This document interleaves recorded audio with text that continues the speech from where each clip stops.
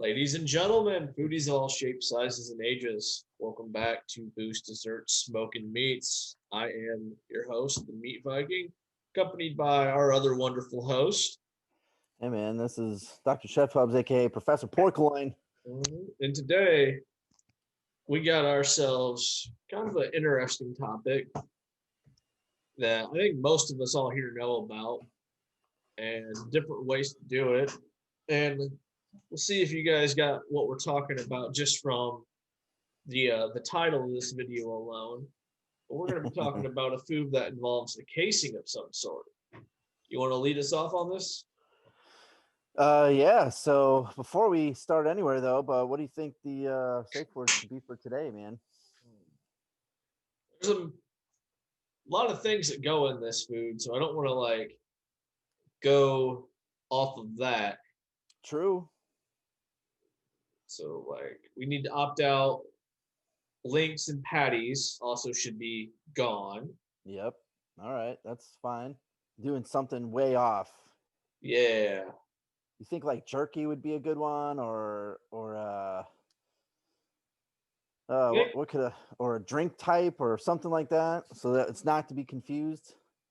Then we need to go with the drink type because if you dry out this, you could probably make a jerky out of it. True.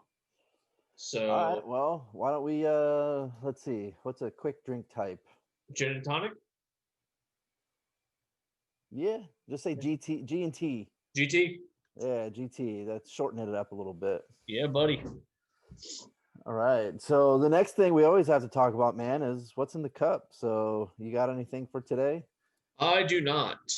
I am drinking water like an adult for a couple of reasons. Coming up soon is going to be our New Year's episode, and I've been waiting till it's closer to New Year's to get all of the ingredients I need to make a drink. I'll give you a hint of. Has a blue color to it and is very powerful. Okay. So us fellow drinkers out here can probably deduce on what kind of episode that might turn out to be. Oh man. You're gonna have some fun editing that episode, that's for sure. Oh yeah. Yeah. Well, I have some just rum and coke, man. Just plain old rum. It's Sailor Jerry, pretty good. Spice, it's the go-to. Figured why not? Sailor Jerry and regular Coke or Yep. Diet Coke? No, I don't do Diet Coke. I don't like the taste of that. It's the artificial sweetener or whatever is in there just doesn't taste good to me. So I stick with regular. No, I get you, man. So, but yep. So that's in the cup for today's episode. So yeah, moving on, man.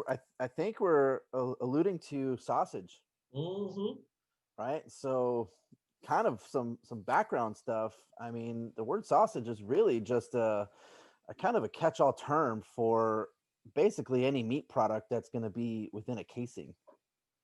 Now, obviously, that's kind of an umbrella term, and there's some other things that kind of go along with it because there's different types of sausages. You like brats, you have kielbasa. I mean, they all fall into that type of category because, I mean, it's basically combining meats that are ground with different seasonings and then putting into that casing. So some of those casings can be artificial. You can get some of the intestines and you can put that in there, or they have these ones that are like collagen. So that's used for stuff like dry sausages, things you're not going to wind up cooking up because they're already going to be good. So not all sausage are going to be encased in those links, but some of them are going to be put in patties. And I think that was the thing that you talked about earlier. Sure did. Saying that these things can be put into patties. So the cool thing about sausage is that it can be from a bunch of different things. Mainly you're going to find sausage from pork. You'll have some ground beef, but you can get it in turkey, you can get it in chicken, or you can do veal. So there's a lot of different sausages that you can do. I mean, if you really want to go exotic, you can talk about some lamb or venison or elk. Mm-hmm. So there's from some of the stuff that I've been looking at, there's a couple different ways to make it. You can do it either dried, you can do it smoked, or you can do it fresh. Okay. So the dried, remember, doesn't have it rarely has any of the casings, and it's got that collagen stuff because you're supposed to slice it and then you can eat it right from there. So you just, as long as it's refrigerated, you're all good. The smoked, obviously, stuff's going to be low and slow, not kind of like the jerky, but kind of like that because you got to make sure that it cooks everything up. Or you can just have it fresh, and that's where you have that casing in there, throw it on the fire, you were good to go. So little history lesson, a little, not a history, but more of a kind of an idea of what sausage really is for the listeners out there. And I have other things I'll talk about in a little bit, but want to continue with that, sir? Well, so whenever I think of sausage, like outside of like breakfast length sausage or brats, one of my favorite ways to eat sausage is around this time of year where you get that sausage that you just cut off as you go, get a piece of cheese and then a cracker, and you make Yeah, little tiny sausage sandwiches that way. little summer sausage there. Yep. That's one of my favorites. Yeah, summer sausage is really good. I've had some jalapeno summer sausage before, Hmm. and some of them have the cheeses and everything in it too. You just cut that slice off, throw it on a cracker, like you said, and man, just eat away. Yep. Now, when you did your talk about sausage and when you were doing some research, did you find out if there's any difference between, like, say, a sausage or a kielbasa or Yeah, I mean, so there's some differences. How do you differentiate between a sausage, bratwurst, or kielbasa? So remember, sausage is like the umbrella term, right? right? So there are some distinctions from my research, and it's basically in the ingredients and the seasonings and used to make them. Okay. So kind of going back to really what a brat is and really what a kielbasa is, you kind of have to know a little bit of some more history, I guess, because bratwurst is German, you Hmm. know, um, and a lot of times people mix bratwurst with sauerkraut.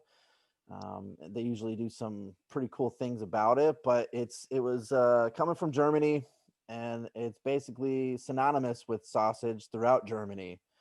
So brat is the first half the word, refers to finely chopped meat, and wurst is the word for sausage. Fun fact though, in Germany, there are 42 varieties of bratwurst. Oh wow. So think about that one. Um, so yeah, bratwurst is basically just that German side, and it mainly comprises of pork. So you Hmm. can make them with beef or veal, as well as other different combinations. But typically, if you got a bratwurst, it's going to be pork. Now, kielbasa is going to be Polish. So obviously, that stuff's been pretty similar with their culture as well. But really, you're looking at the stuff that you put in it. So it is a type of smoked sausage, and it has a lot of like cloves, pimentos, garlic. So it can be mixed with a lot of different things. And it's again made usually with pork or a combination of pork and beef, and it's one of those sausages that you can do it in a variety of different ways. You can either smoke it, you can boil it, grill it. So those are kind of the differences that you're seeing when you come up with what's the difference between a sausage, bratwurst, or kielbasa. Hmm. So I actually did a little bit more research too, and they're looking at some fun facts about it. Now, this was from a couple of years ago, so I can't see why this wouldn't change significantly. But if you look at the top 9 cities for dinner sausage consumption, man, it's freaking hilarious because apparently California and Texas love their sausage. Well, now, as somebody who lived in Texas for a few years, I think we have to bring up the fact of boudin. Now, boudin is huge in Texas. Yeah, it is. And I'm wondering if in that study, boudin is part of that sausage umbrella. No, they don't say anything about boudin with that study. Okay. So basically, it's just talking about dinner sausage. Gotcha. So New York and LA round out number 1 and 2, and then you have. So this is also weird too, because if you're from Texas, you know that San Antonio and Corpus Christi are far enough away to not really be considered Right. the same. So they have it down as San Antonio Corpus Christi is together, which I would rather just make this out into the top 10 or even top 11, because if you go down farther, it's really funny that you have 4, I'll say 4 cities that are actually from Texas. So San Antonio, Corpus Christi, Houston, and then Dallas, Fort Worth, which even that can be split up between Dallas and Fort Worth. So it might even be 5. So in the top 5, Texas. all of them are Texas. And then obviously Chicago, Baltimore, Baltimore, DC I can see, but it's still kind of different.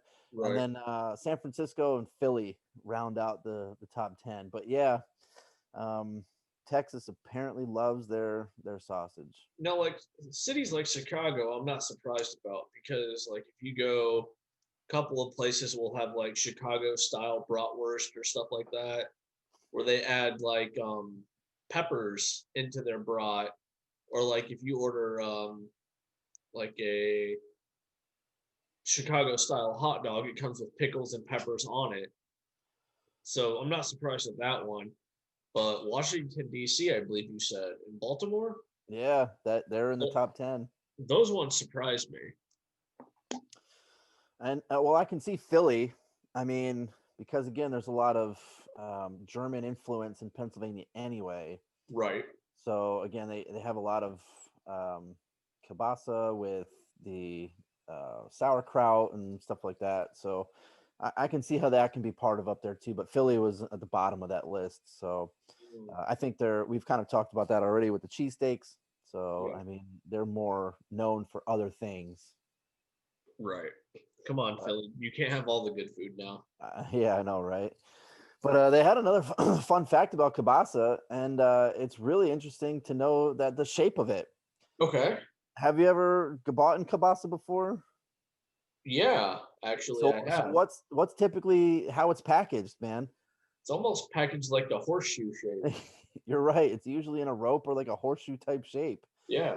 So and it really makes it easier for you to identify it within a supermarket. And this is around the world. So when you're in the supermarket next time, just take a look at the bacon aisle and going into the sausage stuff when it's refrigerated, and you can pick out sausage pretty quickly based on the fact that it's or the kielbasa based on the fact that it's that horseshoe shape. No, so I just figured that it was horseshoe shaped just because of how massive those links are. They are. They're usually like freaking 20 inches long, man. Right. So I figured they're like an inch thick. I figured the horseshoe shape was just to make it more compact in packaging for supermarkets. But also, you bring up a good point where having something different makes it stand out better. Because, like, if I go there, I can be like, yeah, this is a hot dog. Because you can tell what a hot dog looks like. Yeah. Super simple. Then you can tell, hey, big old fat hot dog, that's probably my brats. You know? And then you got your sausage links. And then, as we've already stated, you look for that horseshoe, that's your kielbasa right there. Yeah, I always think of Tenacious D sometimes with that kielbasa. Hey. Kielbasa sausage. Yeah, buddy, that is an underrated song by them. It is. But so recipes, man. What are some of the stuff that you've had before with either sausage, kielbasa, or okay, patties, anything like that? Is there something that you enjoy the most? Around this time of year, New Year's. I don't know if this is a tradition for you, but my family on my mom's side likes to do ribs and sauerkraut. However, when I got married to the wife, she's not a big rib fan. And so what we would do is we would do sauerkraut, mashed potatoes, kielbasa, and ribs. And just like your basic kielbasa, some mashed potatoes with some sauerkraut and a few servings of some rib on there. It's one of the recipes that I like to do. I think we're gonna have to have a whole rib episode. Oh yeah.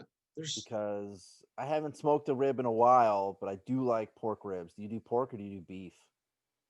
Usually beef. Beef? Just easier to find. But yeah, they're usually tougher, pork rib is better. Like flat out, pork rib is better. Beef rib, easier to eat. Pork rib, better. Yeah, I'll agree with that.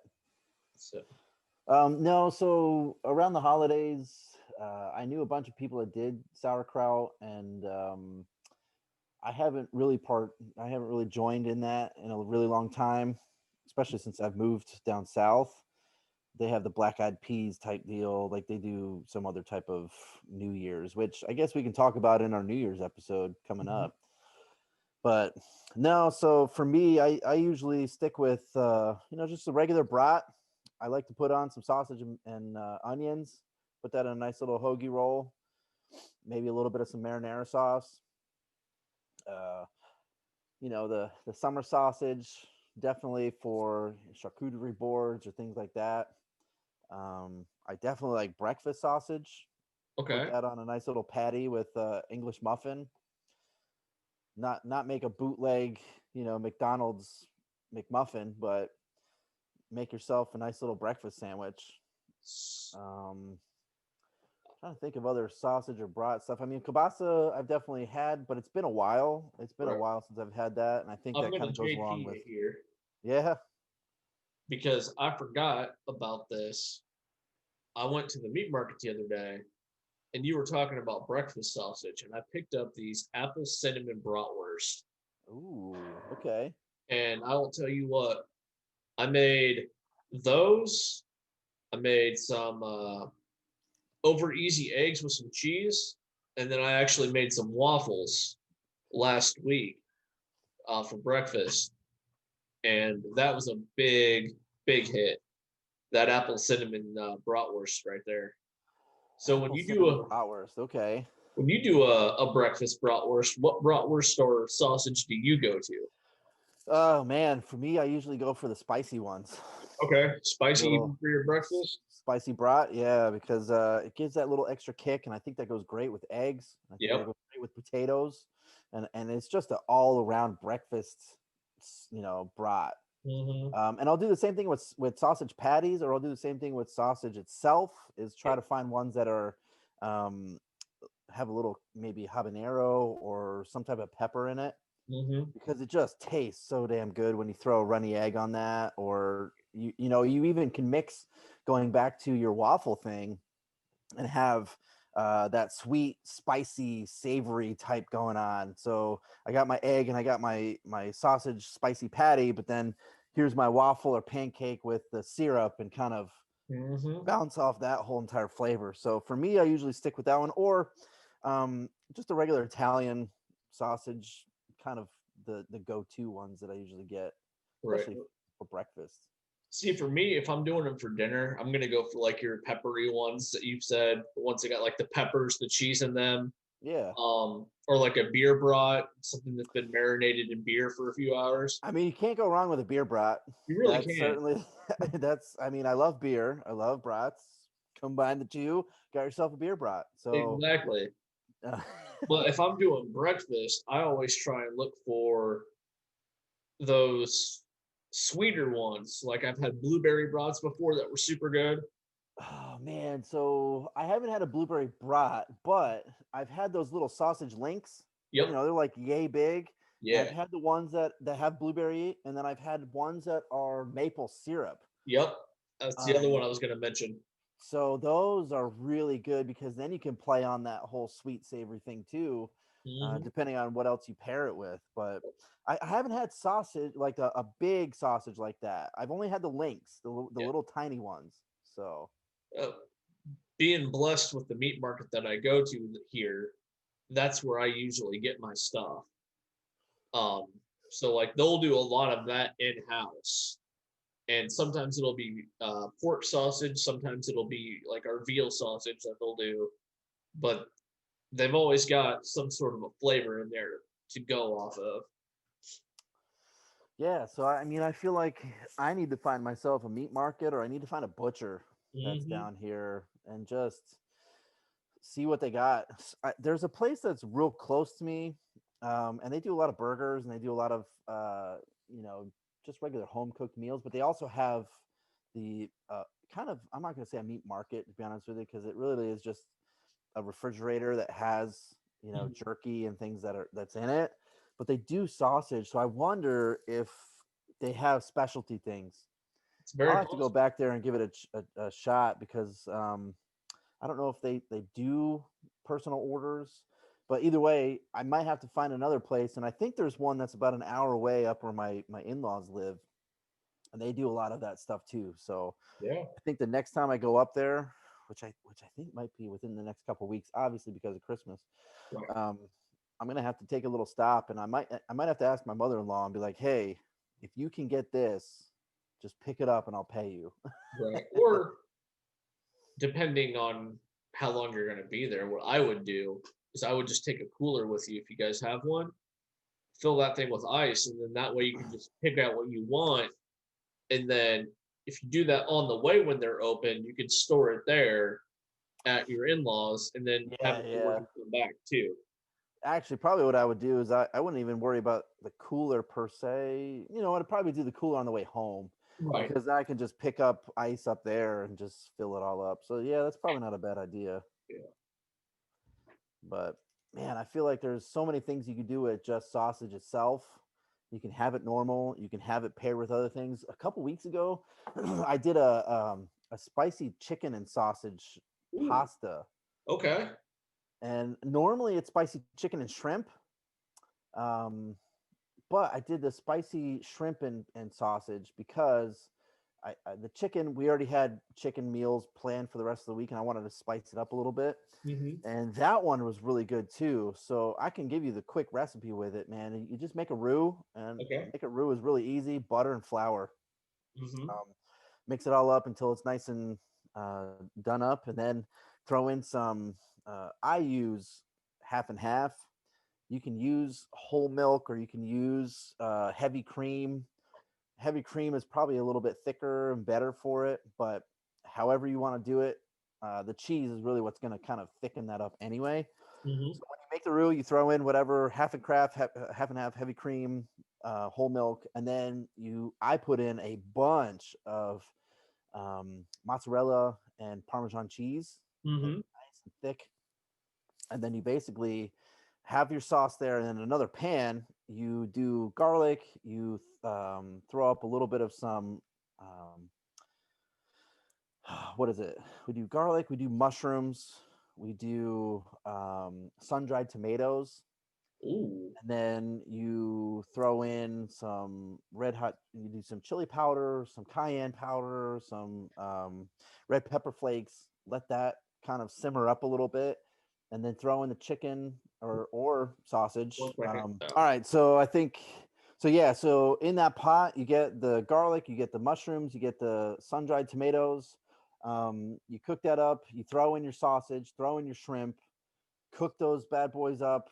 Let them, get them bring up the temperature. You can do the chicken if you want, and then you'll wind up getting some green onions, and that's just kind of a finisher. So when all those stuff get all nice and cooked up, you take your saucepan, just dip all the stuff into your big pan there, or if you want to put it into a pot, and then throw that over I put it over penne. Ooh. But man, that stuff is super good. It's my favorite kind of Italian, it's an Italian dish. And again, spicy chicken and shrimp is the original, but putting sausage in it is way, it's not way better, but it's just right up there too. So having that sausage is totally good.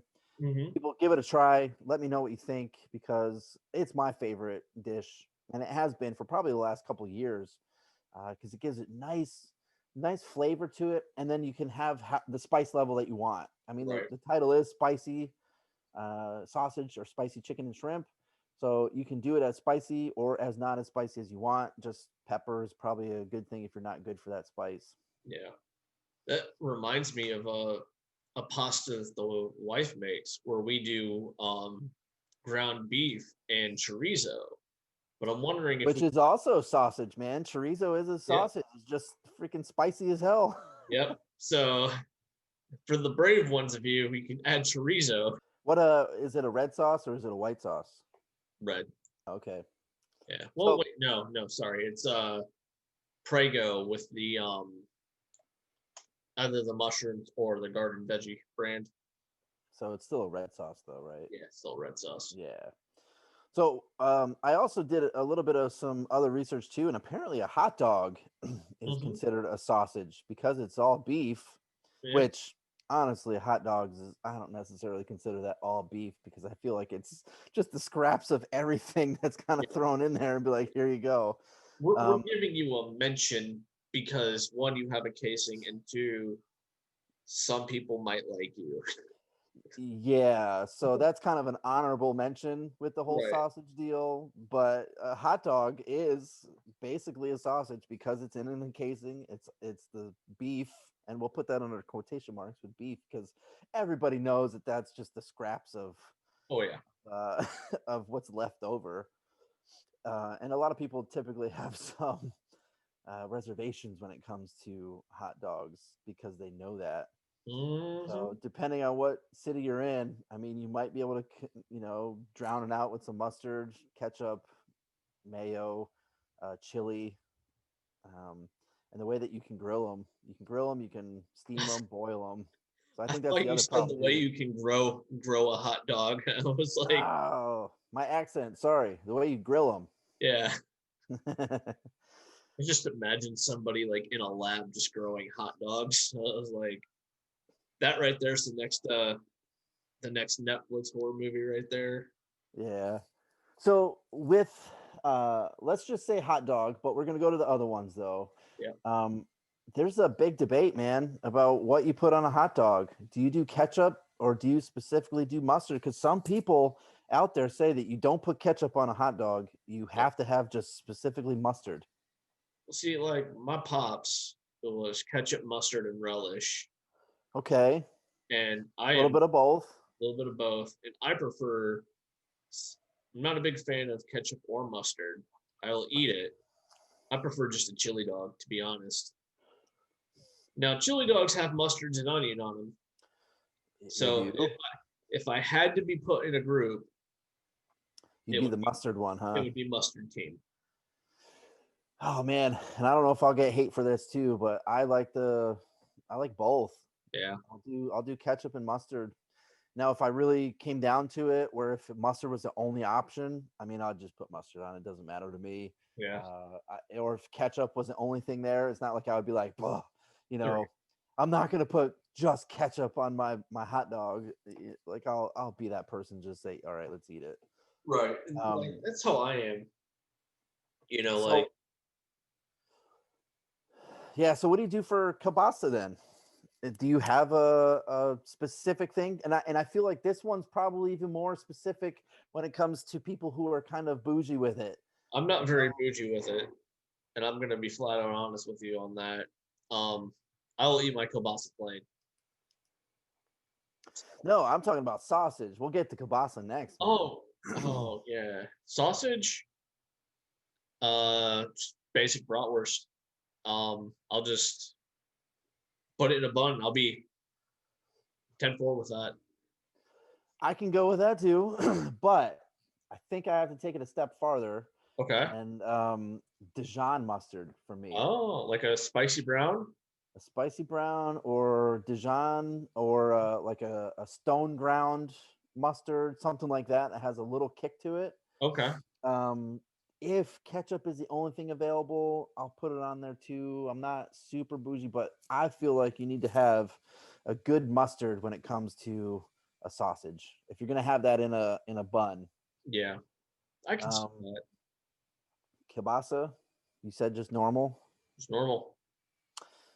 I can deal with that. Me too. For me, I don't think kielbasa should be put into a bun anyway. No. I've always had it cooked. I've always had it boiled or cooked. Yep. Against sauerkraut, shit like that. So I'm okay with that one. What about Italian sausage?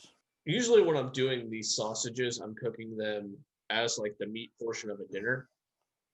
And so I would do like Italian sausage with like mac and cheese. Oh, but do you put anything on the sausage though? No, I don't. No, an Italian sausage, you're just putting mac and cheese. That's it. Yep. Oh, you're not Italian, are you? Well, actually, no. Yeah. I mean, it's in the name, dude. You got to put freaking peppers and onions with it. Like, that's going to be the way you eat an Italian sausage. No, that's fair. Like, then what's the difference between an Italian sausage and a Chicago dog?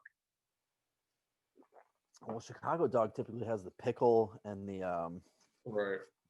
uh Because like when I buy an Italian sausage, all of that stuff's cooked in there. I'm not putting anything extra on it. well, yeah. So an Italian sausage typically has the different spices in it. And again, remember, we're going back to pork at that point. So the primary difference on that one is really just the peppers, the grilled onions, stuff that's already put into it is what makes it such that differentiation between the Italian sausage versus that brat or dog, you know? Yeah. I mean, you'll see more garlic and everything in it, but the peppers and onions is what it's typically served with, or what it's cooked in and then served with. Yeah. So. And see, like that, I know that might sound weird to some of them, but like it's a meat market that I go to, like I said, when they do stuff, like they don't half-ass it. Like if I'm buying Italian sausage, you can see the chunks of pepper in there, you know? Yeah. And so it's like for me, I'm just eating that plain because they've already put everything in there. So I got to get my cousin on here, man, as a guest speaker, because he does a lot of his own stuff. And recently he's been getting into making his own sausage. And he bought himself one of them big casing machines. Yep. Stick all the crap in there, and then he's got the stuff on the top and just squirt it right into it. And he does a lot of smoking stuff too. So I'm gonna try to reach out to him and see if he wants to join us as a guest speaker, because he's definitely knowledgeable about a lot of that. He makes his own pasta. I mean, he makes his own. He smokes a bunch of stuff. So we'll see on the future on that one. But I told him he needs to make his own restaurant, or he makes his own meat market or something. Exactly. But yeah, sausage, just one of those classic things. Now, I think before we close out here, I have to shout out one of my favorite dishes, and it goes by several different names, and that is pigs in a blanket. Okay. So now, when I was in Texas, there was this donut shop nearby, and they would take either sausage, boudin, which was my personal favorite. Here, but before we go more into it, man, tell people what boudin really is. So because boudin, we didn't really go into it before, and then you can kind of go into that donut shop. Right. Give me 1 second here.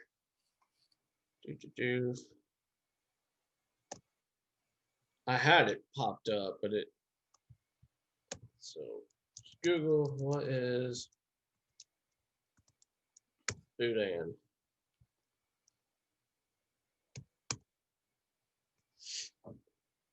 So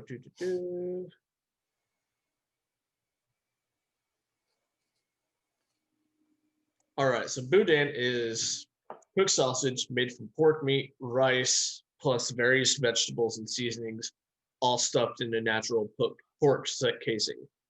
Okay. Traditional boudin features pork liver and or pork heart, along with scraps of pork meat from just about any part of the hog. It's then simmered, drained, ground up.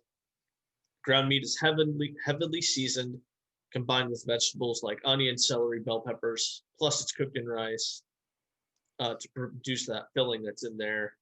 And then it's all like put in that casing, and it's just so good. You can eat it with or without the casing. when you eat it with the casing, it's kind of like a meat push pop. So a lot of people don't eat it that way. That's pretty funny. Yeah, but like what they would do is they would, there'd be no casing in there, and then they would wrap it in a croissant. And so essentially, they would call it like pigs in a blanket. And, some people are like pigs in a blanket is essentially a hot dog wrapped in a crescent roll, all that stuff. I've also heard of pigs in a blanket wrapped up with like cabbage, yeah. Yep. And that's being something different too. So I guess it's depending on where you're at. Yeah. Because I've been in both parts where I'm like, oh man, pigs in a blanket. I really want that croissant roll, and I can just eat the little wiener dogs or the sausage and be like, oh great. But then I get the cabbage, and I'm like, it's not what I wanted, but I know that's what that means. Like it's the same thing, but I'm gonna eat it either way. But when your expectation is to be like, oh, I want the little mini, dogs with the croissants, and then you get the cabbage, you kind of just die just a little bit inside because it's not what you expected, but you're still gonna eat it. Right. No, I agree with that. So that donut shop, did they did that, man? They did the little pigs in the blanket. Yep. How many did you get? So it was actually relatively priced, and I would usually buy for a couple other people in the office. And they were big size for one. Like if you had a normal size bratwurst, it was fitting in one of those rolls. Okay, so yeah, they're not like the little mini hot dogs wrapped up. These are chonkers. But I would get like one or two of them for me, and then I would probably buy like 6 or 8 more for people in the office. Probably what, like $1.50 each, something like that. I mean, you're going back like 7 years now, so I don't remember the price, but they were relatively cheap. Yeah, if I had to take a guess, I'd probably say $1.50, maybe $2 at the most. Mm-hmm. I know I bought so many of them that it wasn't so expensive that I was going there only on paydays. I was going several days a week, like it was reasonably priced. First, I thought you were going to tell me that you were going there so much that your nickname was going to be freaking Pigs in a Blanket or Boudin. Hey, man, Boudin's in the office. Nah. So, how about you? For what? What is your, well, you already said your go-to meal, didn't you? Yeah, yep. Okay. Well, dope. Trying to think, is there anything else you got to add on this subject? With sausage, that umbrella term? No, man. I think that's kind of wrapping it up at that point. Yeah, I think we can call this casing closed.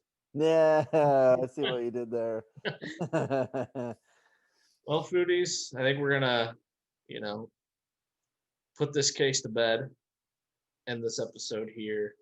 It's been a hell of a time. I've been the Meat Viking. This is Professor Porkle, aka Dr. Chef Hubs, signing off. And we'll get you next week. Yeah, buddy.